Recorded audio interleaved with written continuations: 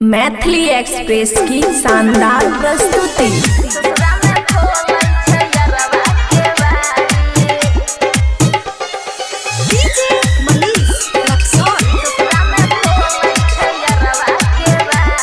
खुशी recording studio बलुआहा। हमरे चक्कर में बनल यार ब्रह्मचारी, हमरे चक्कर में बनल यार ब्रह्मचारी।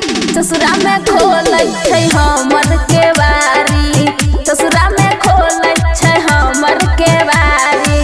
पहिले त रहिए गे ओकरे प्यारी, पहिले त रहिए गे ओकरे प्यारी। ससुरा में खोलै छै हमर केवारी, ससुरा में खोलै छै हमर केवारी।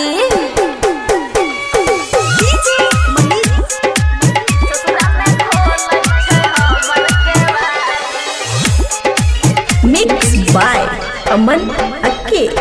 पहले तो सखी गे ओकरा देखलिए, तब गे हम ओकरा लव यू कहलिए। पहले तो सखी गे ओकरा देखलिए, तब गे हम ओकरा लव यू कहलिए।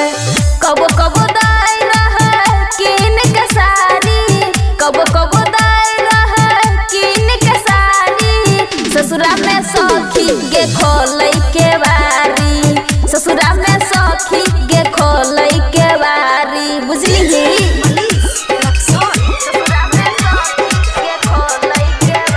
खुशी रिकॉर्डिंग स्टूडियो बलुआहा। धीरे धीरे ओकरा से भ गेलै लब गे, प्यार के महजा उला लेलकै सब गे।